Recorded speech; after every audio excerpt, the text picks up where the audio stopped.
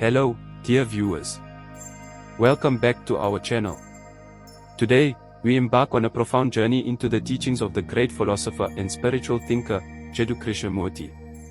Join us as we delve into Krishnamurti's transformative insights on the me/ego, the root of human suffering, and explore the path to liberation and freedom from its confines. Before we dive into Krishnamurti's teachings, let's briefly introduce the man behind the wisdom. Jiddu Krishnamurti was born in India in 1895 and was discovered as a young boy by theosophers who believed him to be the potential world teacher or Maitreya. However, Krishnamurti dissolved the organization that was formed around him and embarked on an independent path of inquiry into the nature of the mind and human consciousness. Throughout his life, Krishnamurti traveled the world, speaking to audiences about the human condition and the nature of the me/ego. He urged listeners to explore the workings of the ego, as it is the fundamental obstacle to discovering true freedom and self-realization. Krishnamurti often referred to the me, or the ego, as the false self, a self-created illusion that gives rise to division, conflict, and suffering. The ego is a product of conditioning, shaped by our past experiences, beliefs, and social influences.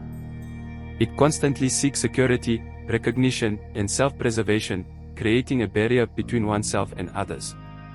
By identifying with the ego, we create a separate entity that perceives the world through its own lens, leading to a sense of isolation and the perpetuation of psychological fears and desires. Krishnamurti delved into the origins of the ego, explaining that it emerges from the conditioning of the mind during early childhood. As children, we absorb the values, beliefs, and expectations of society and our environment. This accumulation of influences solidifies into the self-image, which becomes the foundation of the ego. Krishnamurti emphasized that the ego is a collection of memories, thoughts, and experiences, a fragmented entity that creates an artificial division between ourselves and the world. The ego, being an artificial construct, creates conflicts within the mind. It constantly compares, judges, and competes, leading to inner turmoil and dissatisfaction. The desire for recognition, success, and validation feeds the ego, perpetuating a never-ending cycle of seeking and attachment. This cycle of desire and attachment keeps us trapped in a state of psychological suffering. Krishnamurti revealed that these conflicts are not insurmountable but arise from the self-imposed limitations of the ego.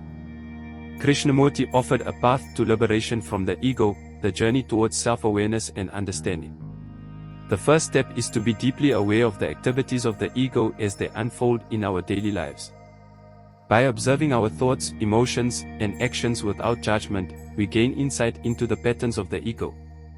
Krishnamurti urged us to question the motives, desires, and fears that arise from the ego, as this inquiry leads to self-discovery and self-awareness.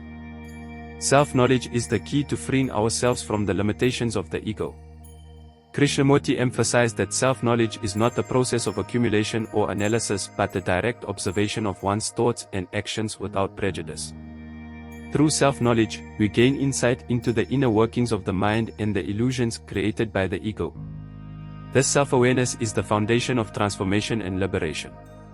Krishnamurti spoke about meditation as a means to quiet the mind and go beyond the realm of thought. In meditation, the mind becomes still, and the ego's incessant chatter subsides.